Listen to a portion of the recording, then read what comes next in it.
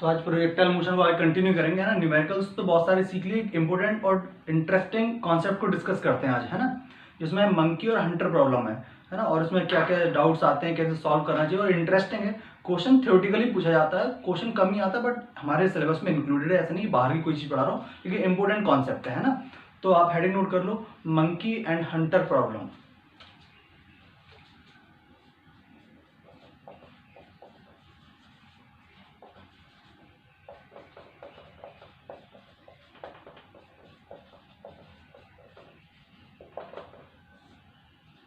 तो सिचुएशन समझते हैं क्या है कि ऐसा समझो कि एक जगह पर एक कोई ऐसा अपना ट्री है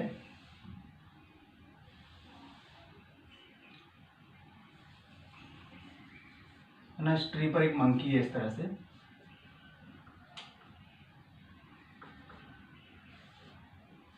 ये अपना मंकी हो गया, ठीक है।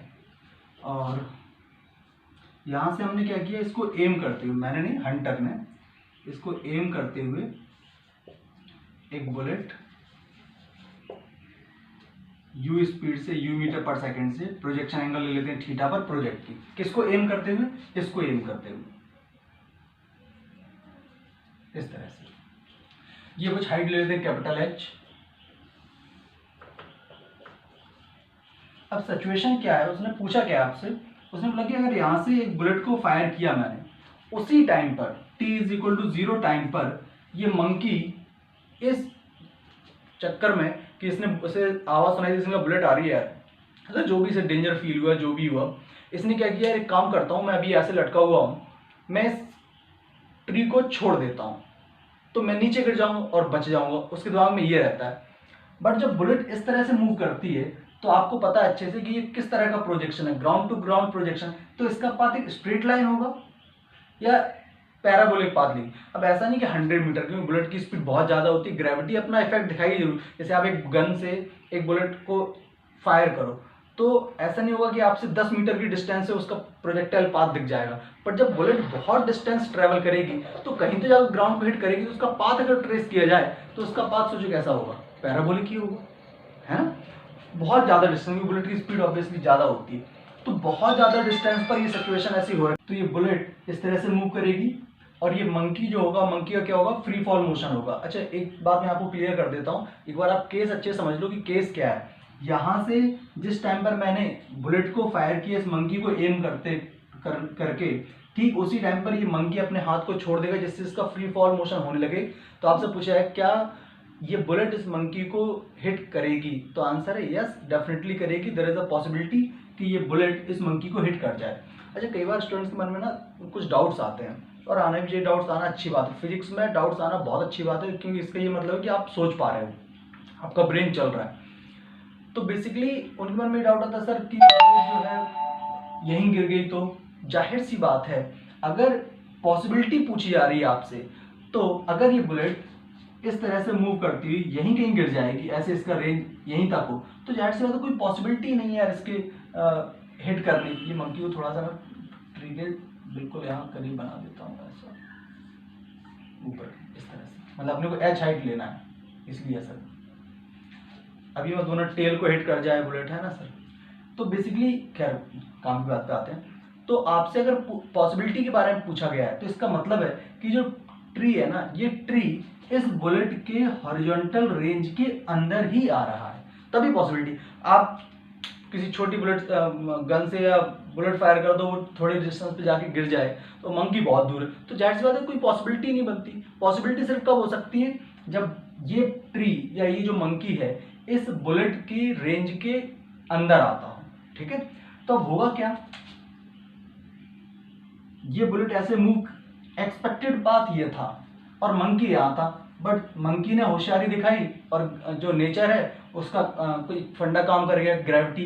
तो ये जो बुलेट होगी, ये बुलेट ऐसा ट्रेजेक्ट्री ना लेते हुए कुछ यहाँ पहुंचेगी, उसी टाइम पर अगर ये मंकी यहाँ पहुंच गया तो ये बुलेट इसको हिट कर जाएगी, ठीक है। अब ये पता कैसे चलेगा कि हिट करेगी या नहीं करेगी, उसको मैथमेटिकली आपसे प्रूफ पूछ लिया, मान लो किसी एग्जाम में, आपने कोई भी एग्जाम दिया तो वहां पर, तो मैथमेटिकली इसको कैसे प्रूव करेंगे, ध्यान समझते हैं।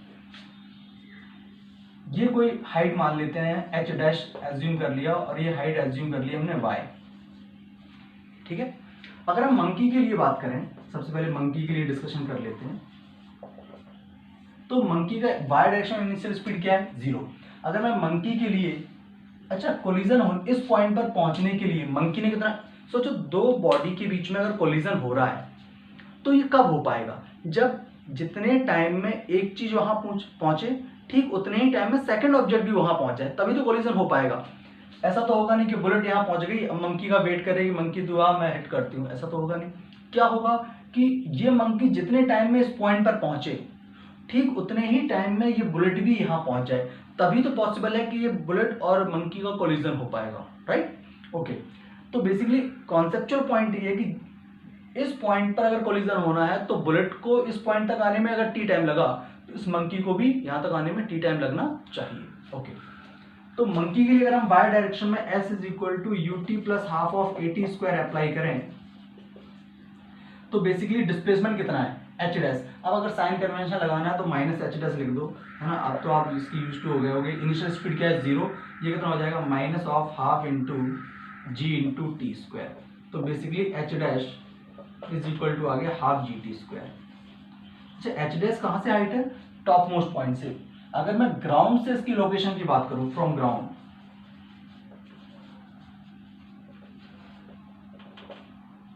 ग्राउंड, तो बेसिकली y कितना हो जाएगा, capital H minus H dash, means y का वैल्यू आ गया capital H minus half G T square. ये मंकी का लोकेशन है किसी भी टी टाइम पर, कहां से, ग्राउंड से, ठीक है। अब अगर मैं मैथमेटिकली एक और बात कैलकुलेट कर लूं, क्या चीज, कि टी टाइम पर बुलेट का वाई डायरेक्शन में डिस्प्लेसमेंट भी इतना ही है, तो सोचो इसका क्या मीनिंग हुआ। क्या इसका मीनिंग हुआ कि दोनों मिल गए, दोनों का कोलिजन हो गया, है ना। लॉस तो बेचारे मंकी का हुआ, क्या कोलिजन हुआ, है ना। तो हम क्या करते हैं, बुलेट के बारे में डिस्कशन करते हैं। तो अब बुलेट की बात कर लेते हैं।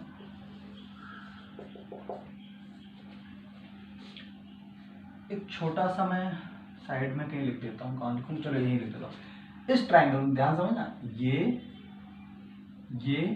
और ये जो डैश डैश करके लाइन दिखाई है मैंने, इसमें अगर मैं tan थीटा अप्लाई कर दूं तो tan theta is equal to क्या हो जाएगा, tan theta is equal to हो जाएगा कैपिटल H बाय ये कुछ लेंथ को x एज्यूम कर लो, तो H इज इक्वल टू क्या हो जाएगा, x tan थीटा। ठीक, इस डायरेक्शन का स्पीड क्या होता है, u cos थीटा, और इस डायरेक्शन स्पीड को हम अगर ये थीटा तो ये क्या हो जाएगी, जाहिर सी बात है u sin थीटा। याद है, x डायरेक्शन में डिस्प्लेसमेंट को निकालना है तो क्या करते थे, x डायरेक्शन में कोई एक्सेलरेशन नहीं होता है तो सिर्फ क्या लगा देते, u in x direction into t। तो x can be written as u cos theta into t। यहाँ तक तो आई होप कि कोई रॉकेट साइंस नहीं, सिंपल सी चीजें जो हम करते आ रहे हैं। अब हमें पता है कि बुलेट के लिए अगर मैं y डायरेक्शन में s equal to UT plus half A T square apply करूँ बुलेट के लिए, तो आप क्या अप्लाई करोगे, y is equal to U sine theta into T minus of half G T square, ये अप्लाई करने वाले हो, है ना। t का वैल्यू क्या है, यहाँ से t का वैल्यू देखो क्या है, तो t का वैल्यू आया u sine theta into T, तो t का वैल्यू आया x by u cos theta minus of half G T square. u से u चला गया और ये हो गया sine theta by cos theta is tan theta. तो इक्वेशन मेरे हिसाब से जगह नहीं बची है, तो आप स्क्रीन स्टॉप करें, पहले इतना नोट कर लो, फिर मैं इसको हटा देता हूँ, आगे सिंप्लीफाई करते हैं।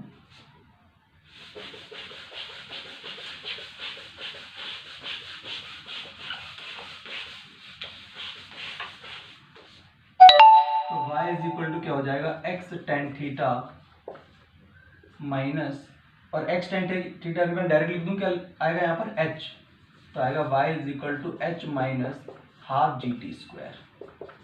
आप ध्यान से देखो, t टाइम पर बुलेट का वर्टिकल डायरेक्शन में डिस्प्लेसमेंट फ्रॉम द ग्राउंड ये है और सेम डिस्प्लेसमेंट मंकी का है, तो जाहिर सी बात है कि दोनों एक दूसरे को हिट कर गए। ये इसका मैथमेटिकल प्रूफ है। तो अब थ्योरेटिकल क्वेश्चन आए या कुछ और आपसे, मैं ये नहीं कह रहा कि यही पूछ लेगा क्वेश्चन, बट इससे रिलेटेड कोई भी चीज़ आए तो आपको क्लैरिटी रहेगी, ठीक है। तो आप स्क्रीन शॉट कर इस क्वेश्चन को नोट कर लो, फिर आगे बढ़ते हैं।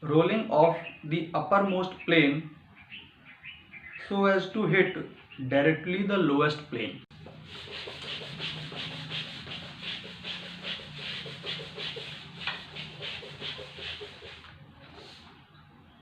अब जो क्वेश्चन है, जो लैंग्वेज बोलेगी ना, उसका पहले मतलब समझो आप। यहां से एक बुलेट बॉल को या पार्टिकल को स्पीड दी, और वो क्या चाहते हैं, वो ये चाहते हैं, ये अपनी फर्स्ट स्टेयरकेस होगी, हाइट कितनी है 10 सेंटीमीटर, ये कितना है 20 सेंटीमीटर, और वो चाहते हैं जो थर्ड है ना, ये फर्स्ट स्टेयरकेस हो गई यहाँ तक, ये अपनी सेकंड हो गई, ये थर्ड है अपनी, है ना। तो ये चाहते हैं कि इस एज पे लगे ये बॉल। आप लैंग्वेज को इंटरप्रेट गलत मत कर लेना, तो आंसर चेंज हो जाएगा। वो क्या कहना चाहते हैं वो मैंने आपको समझा दिया कि बेसिकली जो ये वाला पॉइंट है ना, थर्ड स्टेयरकेस जहां से स्टार्ट होती है, उस पॉइंट पर हिट कराना चाहते हैं, वह समझ लो आप। तो एक बात लॉजिकली सोचो, आपको कोई शॉर्टकट रटने की जरूरत नहीं है। बच्चे कहते हैं सर इसमें फॉर्मूला सब्स्टिट्यूट कर दूं तो एन क्या रखूंगा, ये क्या रखूंगा। मैं कहता हूँ ऐसी चीज करना क्यों यार, है ना। कि आप बताओ लॉजिकली सोचिए, किस स्टेयरकेस के लोअर मोस्ट पॉइंट को हिट कर रही है, सेकंड स्टेयरकेस के एंडिंग पॉइंट को हिट कर रहा है ना। तो क्वेश्चन ऐसी शॉर्टकट लगाएंगे जिससे मिस्टेक हो, तो आप ये अवॉइड करो। मैं तो इसका आंसर आपको डायरेक्ट लिखना सिखा देता हूँ। आपने तो फंडे एकदम क्लियर है, आपको समझ में आ गया कि इसने हॉरिजॉन्टल में कितना, अगर इस एज को हिट कर रही है तो मुझे समझ में आ गया हॉरिजॉन्टल डिस्प्लेसमेंट कितना ट्रेवल किया, 20 और 20 40 सेंटीमीटर। तो आप सिंपली लिखो ना यार, 40 सेंटीमीटर डिवाइड बाई 100, है ना, मीटर में कन्वर्ट कर दिया। It should be equal to u into 2 into vertical में हाइट कितना है 10 एंड 10 20 सेंटीमीटर, मतलब 20 डिवाइड बाई 100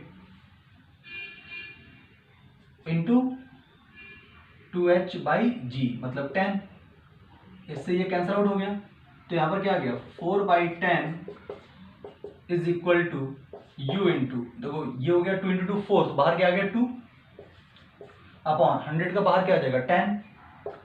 इस 10 से ये 10 कैंसिल आउट हो गया, तो u का वैल्यू क्या आ गया 2 मीटर पर सेकेंड। ये लो आंसर आ गया।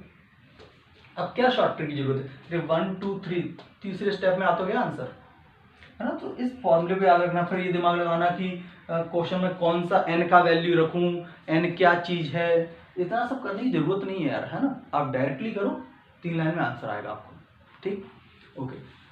अच्छा, अगर मान लो आपको ये भी क्लिक नहीं कर रहा उस टाइम पे, ये भी आपको स्ट्राइक नहीं कर रहा मेथड कि यार ये अप्लाई क्या करें क्या नहीं करें, तो आपको और सिंपल सी चीजें करके बताता हूँ, आप ये नोट करो फिर आगे बढ़ते हैं।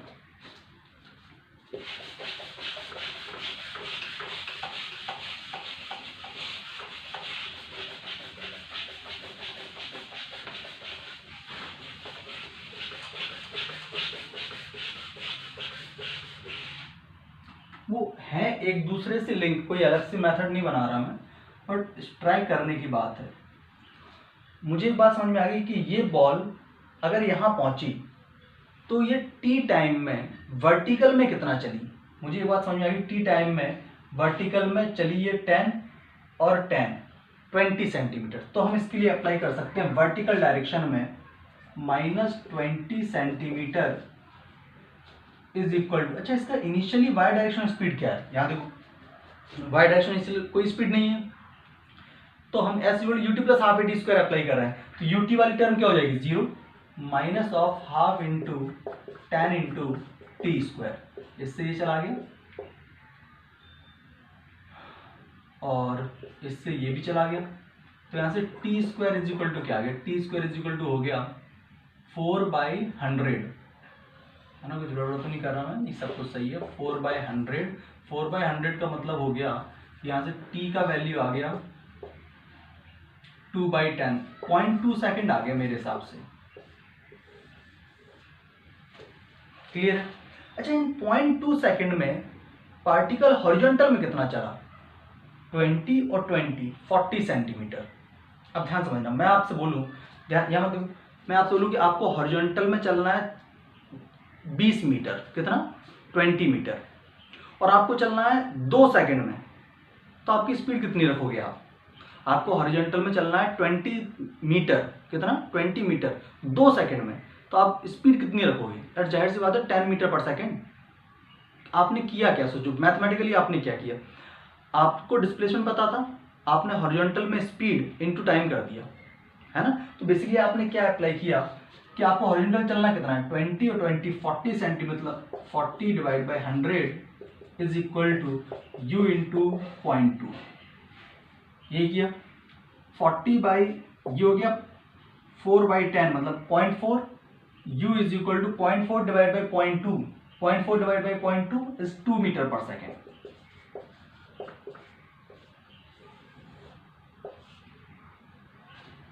तो एक और मेथड बन गया। अब ये भी कोई लेंथी नहीं, देखो 4-5 लाइन में आ जा रहा है ना। तो एग्जाम में शॉर्ट ट्रिक आनी चाहिए। मैं फिर बोल रहा हूँ, मैं रिपीट हर बार इसलिए करता हूँ कि आपको ये कंफ्यूजन हो कि नहीं सर हम तो सारी फिजिक्स फील कर लेते हैं, और कई बार क्या होता है कि हमें मेथड्स एकदम स्ट्राइक नहीं करता वहाँ जाके। तो इसलिए मैं 2-3 मेथड बता के आपको कराता जाऊँगा जहाँ रिक्वायरमेंट होगी, ठीक है। तो आप स्क्रीन स्टॉप करके नोट करो, फिर आगे बढ़ते हैं।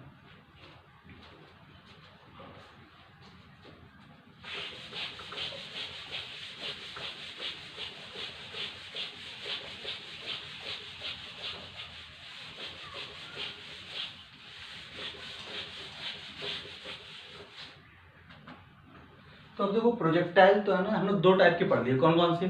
एक तो ग्राउंड से ग्राउंड पढ़ लिया, और एक पर्टिकुलर हाइट से हॉरिजॉन्टल में पढ़ लिया। तो पता जो किसी पर्टिकुलर हाइट से हॉरिजॉन्टल में जो प्रोजेक्ट किए जाते हैं ना, उस पर कई सारे क्वेश्चन बनते हैं। कैसे बताता हूँ कि एक प्लेन था, उस प्लेन से बॉम्ब ड्रॉप कर दिया गया, प्लेन की स्पीड ये थी। क्वेश्चन का फॉर्मेट बता देता हूँ मैं आपको। आपसे ऐसे बोला जाएगा, एक पर्टिकुलर पॉइंट पर एक हमारा जो प्लेन है, अब प्लेन तो मैं बनाऊंगा नहीं, ऐसे बना देता हूँ। कुछ इसकी स्पीड आपको गिवन होगी, सपोज प्लेन की स्पीड है तो हाई रखनी पड़ेगी। यार हाई मत रखो, नहीं तो डेटा गड़बड़ हो जाएगा। कुछ रख लेते हैं 50 मीटर पर सेकेंड। खैर बहुत ज़्यादा होती है यार, जैसे आप जानती हो अपने फाइटर प्लेन्स हैं, तेजस, अभी राफेल आ गया, तो सब इतना न्यूज़ में आया कि सब समझ ही गए होंगे, है ना। तो काफ़ी स्पीड होती है। समझो कि जो फाइटर जेट्स होते हैं ना, उनकी स्पीड 2000 किलोमीटर पर आवर के आसपास होती है, जो भी 4.5 जनरेशन है। और भी जो लेटेस्ट होते हैं उनकी और ज़्यादा भी होती है। खैर अपन तो काम की बात पे आते हैं। तो अपने जो प्लेन है ना, उसकी स्पीड 50 मीटर पर सेकेंड ऐसे एज्यूम कर ली, और ये कुछ हाइट पर है। जनरली बुक्स में ये हाइट 1960 मीटर लेते हैं, जिससे ग्रेविटी से अच्छा आंसर आता है, वो आप समझ जाओगे कैलकुलेशन करते टाइम। ये ऐसे जाके यहाँ कहीं हिट करेगा। अब यहाँ पर मुझे टारगेट है ये मेरा, तो मैं यहीं से बॉम्ब को ड्रॉप करूंगा ना। ट्रेजेक्ट्री फिट होती है उसमें कि अच्छा यहाँ से ड्रॉप करोगे तो यहाँ पहुंचेगा। तो सोचो आपको मैं ये बोल दूं, अब क्वेश्चन का फॉर्मेट कुछ भी हो सकता है। मैं आपसे बोल दूं कि यू मीटर पर सेकेंड ये फाइंड करो अगर ये 400 मीटर है। तो यार अपने को पता है कि ये जो 400 मीटर है ना, it should be equal to u into under root of 2h/g। ये अपने को पता है। अब इसमें h अपने को गिवन है क्या? हाँ यार गिवन है।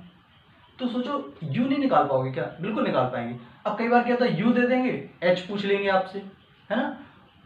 u गिवन होगा, h गिवन होगा, तो आपको ये रेंज पूछ लेंगे। तो कई सारी वैरायटी के क्वेश्चन आपको बुक्स में देखने को मिलेंगे इसके ऊपर, ठीक है। तो आप उनको इस तरह से सॉल्व कर लेना।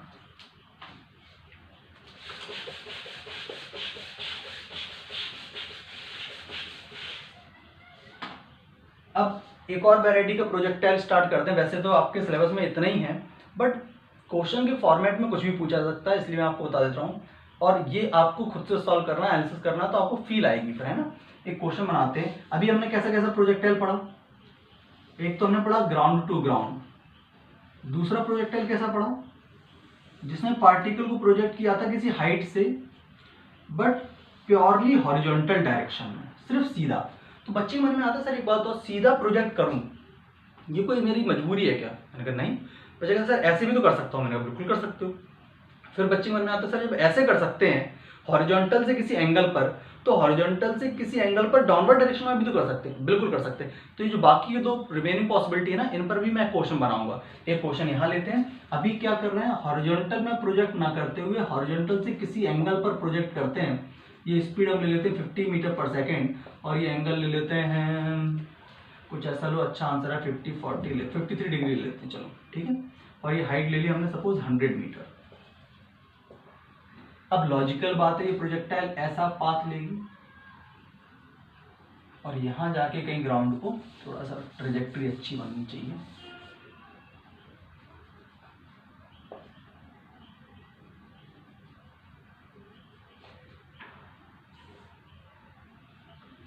तरह से हिट करेगी ये, है ना। क्लियर है बात। अब आपको क्या क्या बताना है इस पर्टिकुलर क्वेश्चन में, आप नोट करते जाओ। सबसे पहला तो ये बताना है कि इसका टाइम ऑफ फ्लाइट क्या है। सेकंड पॉइंट, कितने सेकंड के बाद पूछ लूँ, चलो कुछ भी पूछ लेता हूँ। 8 सेकंड के बाद, है ना, 8 सेकंड के बाद, 8 नहीं, 8 ज़्यादा हो जाता है, तो 8 सेकंड के बाद इस प्रोजेक्टाइल की क्या स्पीड होगी और ये हॉरिजॉन्टल से कितना एंगल बना रहा होगा। थर्ड पॉइंट, कितनी स्पीड से ग्राउंड को हिट करेगा और कितने एंगल पर ग्राउंड को हिट करेगा। ठीक है, 3 इंपॉर्टेंट पॉइंट आपको बताने हैं और रेंज भी निकाल लो, है ना, ये वाली रेंज, ये 4th पॉइंट हो गया। तो 4 पॉइंट डिस्कस करने कौन कौन से, टाइम ऑफ फ्लाइट, पार्टिकल की स्पीड 8 सेकंड के बाद, उस टाइम पर एंगल भी बताना है, ग्राउंड को कितनी स्पीड से हिट करेगा और कितने एंगल पर करेगा, और ये इसकी जो हॉरिजॉन्टल रेंज है ये कितनी होगी। ठीक है, तो चलो आप इसको सॉल्व करके मुझे व्हाट्सएप करो इसके सॉल्यूशन। इसके आगे फिर मैं नेक्स्ट नंबर इसको सॉल्व करता हूँ। Bye, take care.